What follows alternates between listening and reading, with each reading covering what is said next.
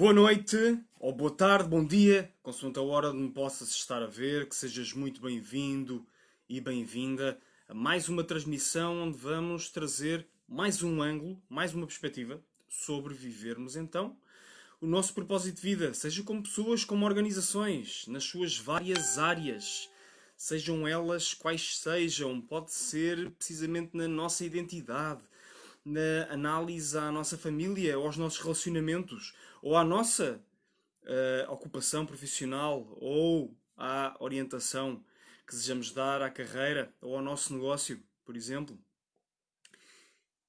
Ou, evidentemente, dentro das organizações, será em termos de uma liderança, será na articulação entre, então, os propósitos individuais dos colaboradores e o propósito coletivo do empreendimento?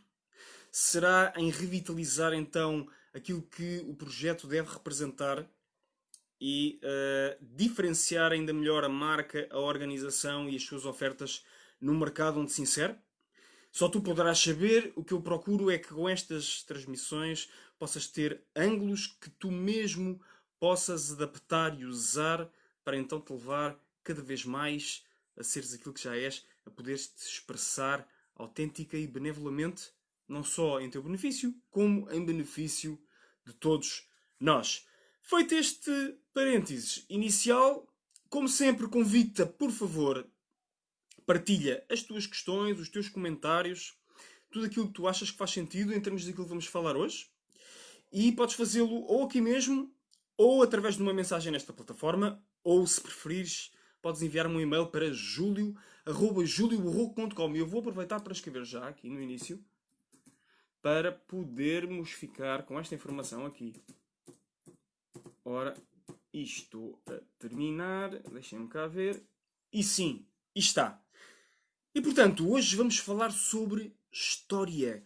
Como é que podemos encarar este tema tão abrangente, tão vasto e simultaneamente tão significativo da história, então ao serviço do propósito de vida de pessoas e organizações, ao serviço então da expressão criativa autêntica de quem somos? Pois eu acho que precisamente a frase que uma vida que não é analisada não vale a pena ser vivida tem um grande fundo de verdade e é uma das dimensões que nos distingue das restantes formas de vida. É que nós, seres humanos, com todas as nossas fragilidades, limitações, defeitos, fraquezas, temos a capacidade de nos percebermos a nós mesmos e de ajustarmos a nossa conduta, o nosso comportamento a partir dessas percepções. E uma das capacidades, então, que essa percepção possui é a capacidade da memória, a capacidade da recordação. Capacidade essa que foi precisamente alavancada em termos de escalabilidade, se quisermos usar este termo, e de persistência não pessoalizada quando inventamos a palavra escrita. Até aí, a história era uma narrativa que se transmitia oralmente de geração em geração, ou na melhor das hipóteses, através de representações artísticas diversas, mas que não havia um repositório para a interpretação direta daquilo que eram as nossas memórias por parte das gerações futuras. E a partir do momento em que então se inventou essa forma de registro da linguagem falada, em escrita, podemos então passar a ter um repositório da civilização que nos permitiu entender de uma maneira bastante mais precisa, diria eu, mas também, porque não pensar, eventualmente ilusória e perigosa, aquilo que são as referências que deliberadamente aqueles que nos antecederam nos legaram. Mas então, podemos assim aceder a esse substrato da nossa memória e a partir dele entender dimensões que diretamente se ligam a outros saberes, nomeadamente ao da filosofia, que é de onde é que viemos, o que é que nos antecede, como é que chegamos até aqui. No final de contas, porque é que eu estou onde estou e como estou. Já uma vez te ocorreu essa questão? Já pensaste que a história da tua família teve um papel significativo para a tua própria história individual? Para a forma como foste educada ou educado? Para a forma como viste aquilo que te rodeava, pelo menos numa primeira etapa da tua vida? Para a forma como tu interpretas a realidade? Para o tipo de condicionamentos que foste levado ou não a aceitar? Para o tipo de perspectivas que foste levado ou não a tomar como certas ou a rejeitar, e muitas outras questões que se poderiam e se podem levantar a partir daqui. Eu, a este nível, eu tenho aqui ao meu lado um livro que eu acho que é extremamente prático, útil e interessante para então entendermos esta dimensão da nossa história, partindo das nossas origens, das nossas raízes familiares, que é o livro O Legado Ancestral. Agora não consegues ver exatamente, mas consegues ler porque a câmara está a fazer o efeito espelho. Mas este livro, então, da Natalia O'Sullivan e da Nicola Graydon, é um livro que nos ensina a usar a nossa história familiar para descobrirmos, então, chaves, perspectivas, alavancas da nossa própria história pessoal e da nossa identidade e daquilo que nos moldou, entendendo melhor aquilo que moldou precisamente as nossas gerações antecedentes, os nossos pais, os nossos avós, bisavós, etc, etc. Sabendo como enquadrar melhor determinados aspectos da nossa história familiar que foram absolutamente decisivos. Então, nesse fluir da narrativa ao qual estamos vinculados, que é a nossa genealogia, que é a nossa história familiar, e entender de que forma é que aquilo que herdamos, as nossas características, os hábitos da família, eventuais zonas mais escuras que preferíamos não encarar, ou que então foram mesmo não encaradas, foram mantidas em segredo, pelo menos para as gerações futuras, porque libertam vergonha, ou libertam ansiedade, ou libertam negatividade de alguma maneira. Este livro pode nos dar aqui uma excelente perspectiva. E faz precisamente uma coisa que eu aprecio bastante, que é um enquadramento daquilo que são os vários veios do pensamento histórico, não só em termos da família, mas em termos da comunidade, da sociedade, da civilização como um todo, que então nos ajuda a entender melhor de que maneira é que isso se traduz e se reflete na nossa história pessoal e ajuda-nos a criar esse enquadramento e a ver de uma forma superior, se quiseres, mais panorâmica e também desapegada, aquelas situações que podem ser extremamente dolorosas e até traumáticas recordarmos. E veja aqui o teu comentário, Leonila. Bem-vinda mais uma vez. Muito obrigado por estares a participar. E vou ler. Principalmente quando comunicada lhe é dada poder por aqueles que estão na hierarquia superior familiar, a história familiar é de facto impactante, tanto para a positiva como para a negativa. Saber lidar com ela é chave para que ela não nos pese ou não nos influencie inconscientemente. Concordo plenamente. É precisamente a ideia que eu estava aqui a reforçar com base neste livro. Vou ler aqui um pequeno parágrafo, o último parágrafo da contracapa, que acho que sintetiza bastante bem aquilo que podes obter deste livro. E então diz: o legado ancestral ensina-lhe os princípios básicos de investigação da história familiar, como procurar dons criativos herdados e como descobrir o seu guardião espiritual ancestral, apresentando ainda diversos estudos de casos inspiradores. O guardião espiritual ancestral é uma figura da história familiar em particular que te pode dizer algo mais especial, que podes sentir uma afinidade maior, que podes sentir-te mais representado ou representada com essa figura e que podes sentir que é, lá está, uma espécie de teu tutor ou mentor na tua linha espiritual, na tua linha de identidade, mesmo sem essa pessoa estar presente. Um carinho muito especial, um afeto muito especial que advém desse guardião. E, portanto, este livro, como eu continuo a dizer, passa por explorar a árvore genealógica e a história familiar como uma interminável tapeçaria de histórias e emoções, personalidades e acontecimentos, nascimentos e mortes, que precedem a nossa existência e que a atravessam e prosseguem até ao infinito, obviamente, imaginando que a nossa linhagem vai continuar com a nossa própria multiplicação, tendo filhos, e esses filhos vão ter os seus filhos, e por aí em diante, em diante. Este livro é um livro muito prático, aplicado à questão do desenvolvimento pessoal, mas consoante o teu papel na ativação do teu propósito de vida, podes necessitar de usar outro tipo de referências. E há imensas referências interessantes sobre o uso da história para nos podermos desenvolver. Eu já li várias, desde estudos sobre perícia em história, quais é que são os determinantes da perícia da análise histórica, por exemplo, no famoso Cambridge Book of Expertise and Expert Performance, que é coordenado pelo grande perito do desempenho, o Sr. Anders Ericsson, que é considerado a autoridade mundial para os estudos de desempenho perito. Com a ressalva que eu faço que este senhor tem uma perspectiva muito na tónica da especialização, e eu gosto de complementar esta perspectiva da perícia nótica da especialização com outras perspectivas da perícia nótica da amplitude. E então faz-me lembrar de um livro que eu comentei hoje, inclusive, é na tua transmissão, Leonila, que é o livro Range, de David Epstein, que mostra precisamente um conjunto de outros estudos de perícia na ótica da amplitude de aquisição de competências e capacidades por parte das pessoas que adotaram uma estratégia de aprendizagem e contribuição generalista e não especialista.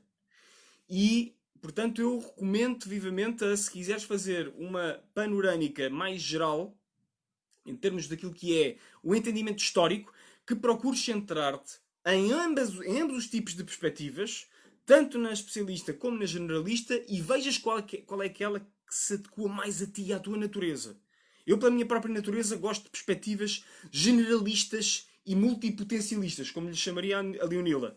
Mas pode não ser a perspectiva que melhor te serve. Podes sentir que, de facto, preferes uma perspectiva especialista. Se, por exemplo, tens uma orientação altamente focada num campo que pede um nível de especialização muito profundo, como, por exemplo, algum ramo da investigação científica convencional ou da engenharia, podes então achar que o que faz sentido para ti é entenderes melhor os fundamentos então dessa perícia na ótica especialista. Então segue por aí. O que te posso garantir é que, seja qual seja a escolha que tu faças, perícia especialista ou perícia generalista, não vais poder dispensar a análise histórica. Não vais poder dispensar um entendimento histórico sobre o ponto de chegada, onde tu te encontras, o que é que te antecedeu, quais é que são as influências que contribuem para aquilo que tu estás a fazer agora ou queres vir a fazer. Claro, evidentemente, eu estou a assumir que és uma pessoa consciente ou com vontade de ampliares a tua consciência e que queres saber estabelecer relações de causa e efeito entre aquilo que está a acontecer na tua vida agora e aquilo que aconteceu no passado, e que queres, de facto, saber tornar aquelas partes da tua vida que hoje em dia parecem caixas negras, entre aspas, ou caixas cinzentas, opacas, que não consegues ver bem quais é que são então as relações de causalidade e os fatores que estão a determinar a realidade onde tu te encontras, que então sabes necessariamente que para conseguires ter mais clareza sobre o teu momento presente, em termos mundanos, circunstanciais e manifestos, obviamente, que já sabes, já me segues, já sabes que eu acredito na precedência então do centramento, da centralidade, dos estados de equanimidade, de atenção plena, de presença, que nos ajudam então a estarmos num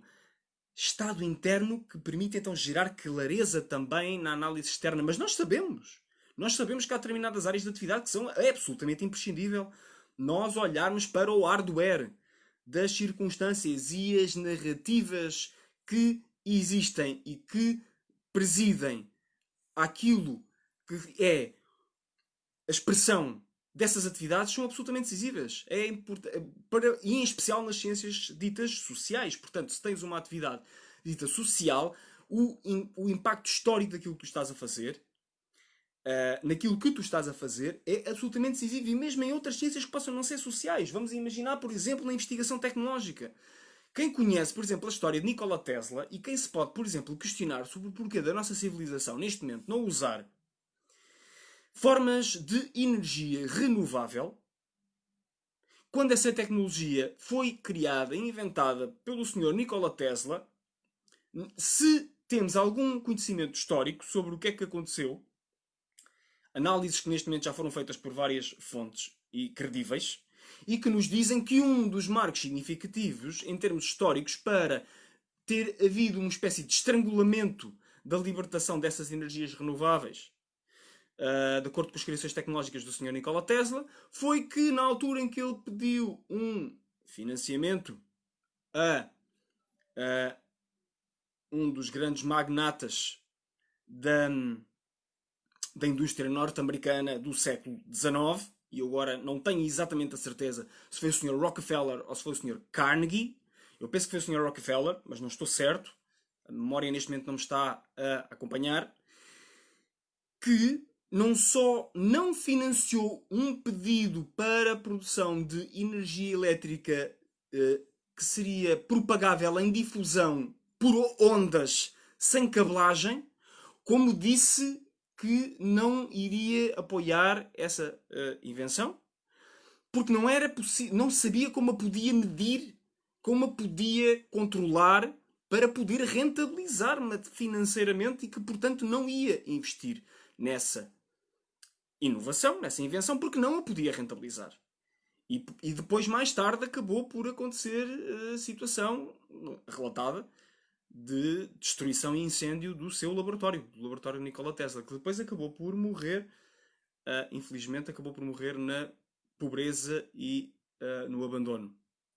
E terá sido uma das grandes mentes, uma das mentes mais geniais da história conhecida da humanidade, no mínimo dos mínimos, da história do século XX. E aqui estamos a ver como uma circunstância que aparentemente está fora do âmbito das ciências sociais tem um contexto atual altamente influenciável por um desenvolvimento histórico que assim o co-determinou, juntamente com outros fatores, obviamente.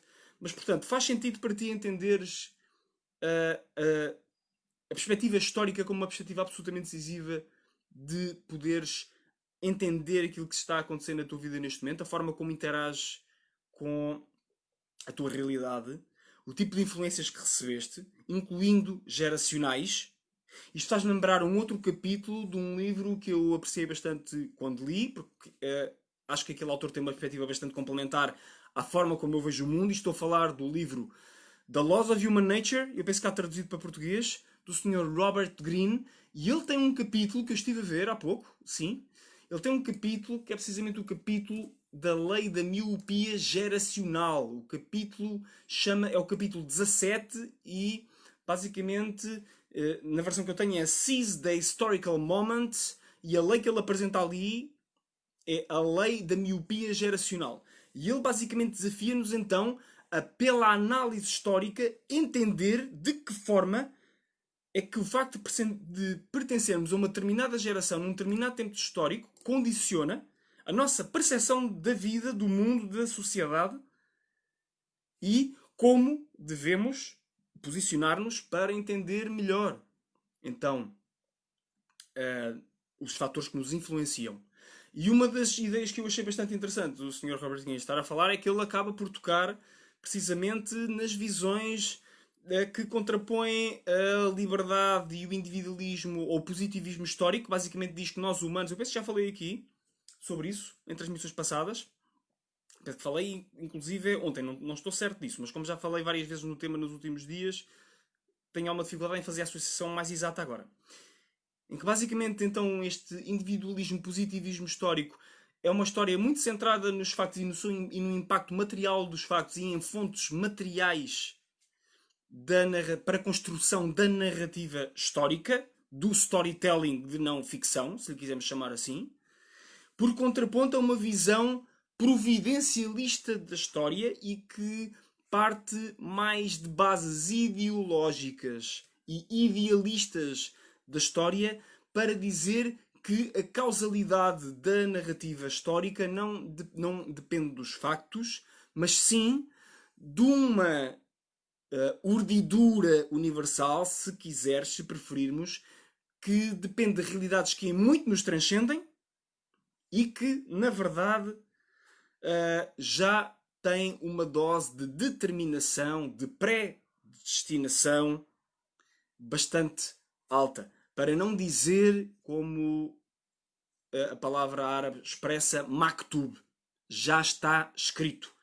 Esta expressão que diz é que os grandes traços do desenvolvimento histórico das pessoas, das sociedades e da própria existência já está no guião do plano divino do Criador disto a que chamamos universo e que é indefinível, desse tal que não se pode falar, o tal que se fala, como está no famoso, no grandíssimo, maravilhoso livro Tao Te Ching. O tal que é pronunciado não é o verdadeiro tal, portanto não podemos sequer falar dele. E é uma ideia que depois se reverbera em muitos outros ensinamentos, todo o tipo de tradições incluindo a tradição ocidental e depois a tradição islâmica e etc. E portanto a questão fundamental aqui é, e já falámos sobre isso também antes, sim, em transmissões anteriores, o que é que na criação e destino falámos nisto noutra ótica diferente, agora estamos aqui a trazer novamente estas ideias de uma forma que eu espero que possa trazer mais uma de mão e dar mais uma triangulação, se quiseres, entre aquilo que é a nossa realidade, a nossa história atual e uma história possível, então esse terceiro vértice, uma história possível, melhorada, aperfeiçoada, sublimada, que permita libertar então mais da nossa capacidade, do nosso potencial, sim. E sobre isso entendermos então como é que a narrativa histórica se produz. E, claro, eu acredito que a história opera, já disse isto aqui nas outras transmissões, opera através de ciclos. Existem regularidades cíclicas, perdão. A história sim repete-se. Os factos exatos, com os protagonistas exatos, não se repetem evidentemente, porque temos a alteração geracional, mas a natureza dos factos e os princípios que presidem a esse desenvolvimento histórico, esses são os mesmos. Nós sabemos que, por exemplo, a história económica tem sido estudada, os ciclos de expansão e recessão têm sido estudados por múltiplos autores. Agora está-me a ocorrer as ondas de Kondratiev, é um autor que estudou os ciclos económicos ao longo de, penso que são regularidades de 40 a 60 anos, mas existem outros autores que oferecem outro tipo de regularidades históricas para libertar então o entendimento sobre como é que a economia opera, certo? Independentemente da dimensão dos ciclos, o que nós sabemos é que existem fenómenos de contração e expansão. Sabemos que temos expansões e temos recessões cíclicas. E sabemos também, de acordo com algumas outras teorias, mais transcendentais para alguns, mas que me parecem extremamente acertadas, de que, à medida que nos aproximamos de um limiar de transição na história, o tempo de intervalo entre as crises diminui, encurta-se e aumenta a sucessão de crises até que essa transição aconteça. E aparentemente,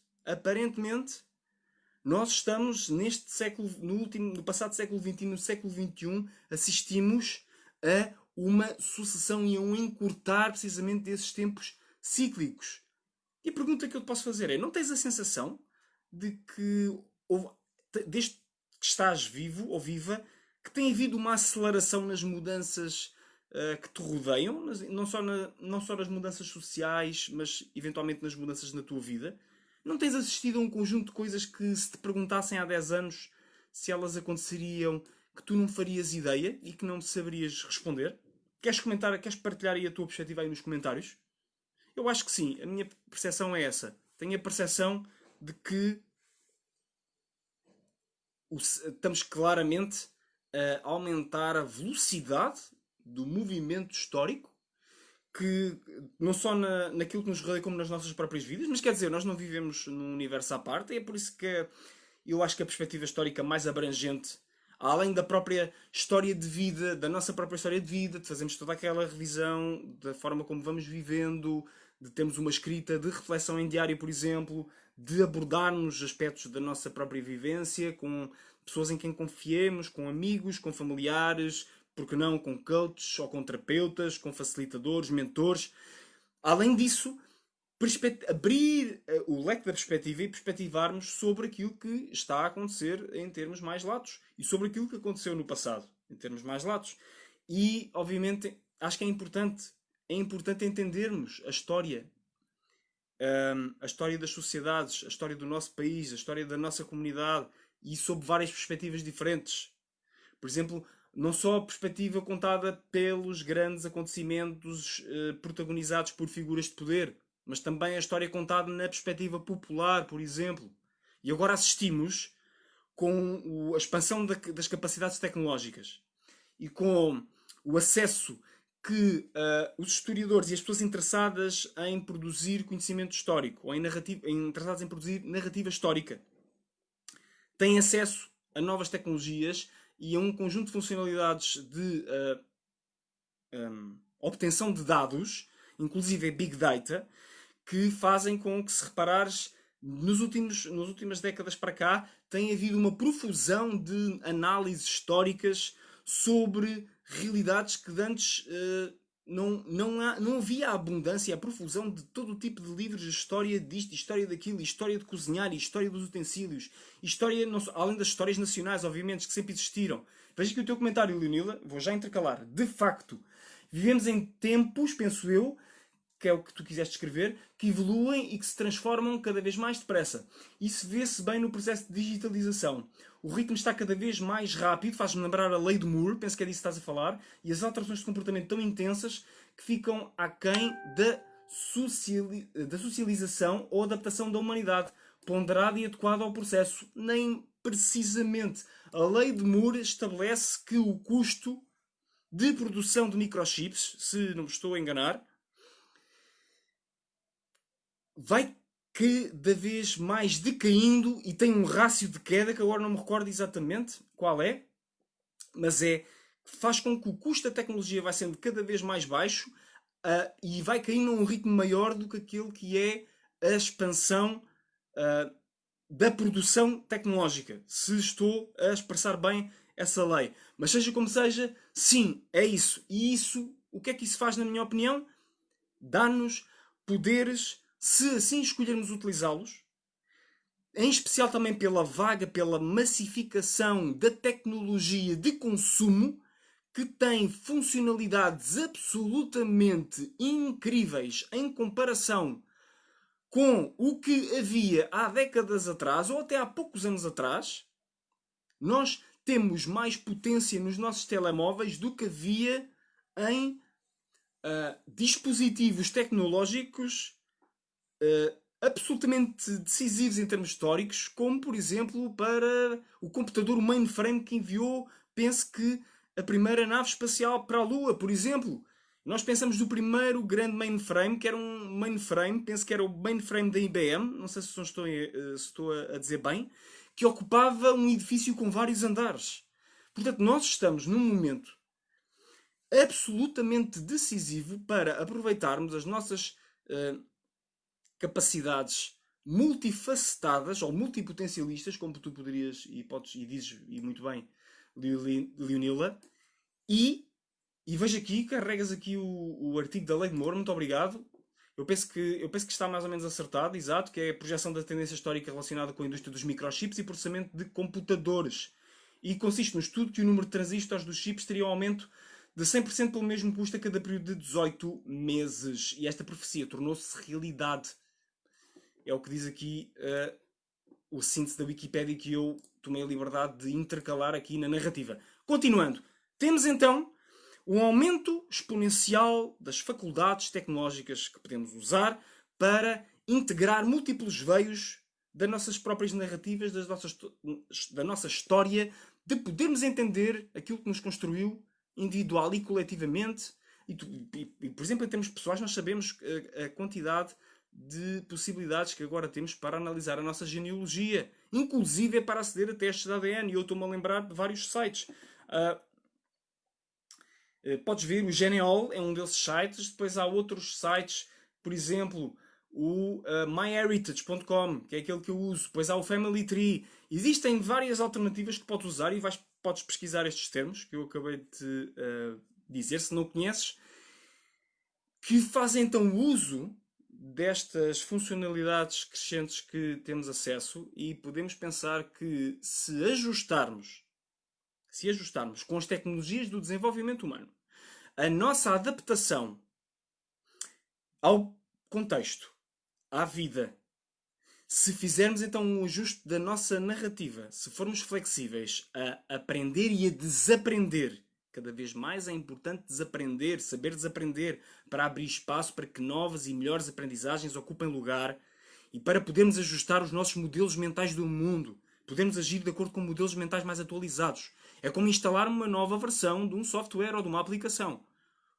E, claro, imaginando que vamos fazendo atualizações cada vez mais profundas, podem acontecer marcos, pontos de viragem significativos na nossa vida em que instalamos um novo sistema operativo por completo, um novo paradigma, uma nova forma de ver o mundo com base nessas aprendizagens que vamos fazendo. Podemos ir ganhando com acesso não só a novos factos sobre aquilo que nos aconteceu, falando com os nossos familiares, lendo livros de história, o que seja, que faça sentido então para libertarmos então mais dessa expressão criativa autêntica de quem somos, reconhecendo cada vez melhor as forças e as capacidades, não só em nós, mas naquilo que nos rodeia, além dos próprios riscos, mas acho que para aí já estamos mais ou menos todos orientados, penso eu. Nós, basta ligar uma televisão, pegar num jornal e há toda uma narrativa de alerta sobre esses riscos que qualquer cidadão minimamente atento consegue reconhecer. Eu acho que podemos é também juntar a essas análises dos riscos mais ou menos imaginários, mais ou menos reais, uma análise então das possibilidades e das oportunidades. Então esta questão das ferramentas tecnológicas que agora temos acesso, que vêm juntar-se às ferramentas das tecnologias espirituais, que na realidade andam de mãos dadas, porque nós conseguimos ter acesso a essas informações, então, e a essas fontes de tecnologia espiritual, através das tecnologias materiais artificiais que temos vindo a criar a uma taxa cada vez mais acelerada. E portanto é isto. Aquilo que eu te sugiro é que então assumas a possibilidade de ajustares o ritmo da tua transformação ao ritmo da transformação e por que não ir ainda mais além? Porque não seres capaz de descarregares transformações que te ponham numa trajetória em que tu sentes que consegues lidar com aquilo que te acontece no exterior sem te sentir sem o tapete, com o tapete tirado debaixo dos pés, por assim dizer. Porque não então mergulhares nessas tecnologias do desenvolvimento humano com mais profundidade e ires em busca dos princípios que têm funcionado ao longo dos tempos e veres, através, lá está, das análises históricas sobre tantas e tantas formas, biografias, memórias, narrativas de ficção histórica ou narrativas de não ficção. Existe todo um conjunto de fontes que nos devolvem lições muito importantes para nós e que sigas a tua própria intuição ao fazeres esse mesmo processo e essa mesma jornada de integrares então mais dessas referências no teu caminho. Eu acho que pode mesmo valer a pena. E por hoje era isto que eu te queria dizer. Quis fazer aqui então uma digressão, mais uma vez fazer aqui uma viagem, nem sempre linear, nem sempre sequencial, mas com alguns pontos de toque que podem fazer sentido para ti ativares. E fica com aquilo que fez sentido deste manancial de referências em que tocámos na história de uma forma mais convencional, na história de uma forma mais tradicional ou idealista, iniciática. Também falámos sobre a história pessoal, falámos sobre várias perspectivas da filosofia da história em torno disso. Partilhámos aqui alguns livros. Faz o teu trabalho de usares aquilo que faça sentido para ti, deixa o resto e liberta cada vez mais do teu potencial, porque é isso que o mundo precisa. Não só tu, eu, todos nós precisamos do melhor uns dos outros. E assim será na tua vida, se assim o decidires, eu acredito. Obrigado pela tua atenção. Amanhã vamos falar sobre idealização. Como usares a idealização ao serviço do teu melhor. Namasté. Até amanhã.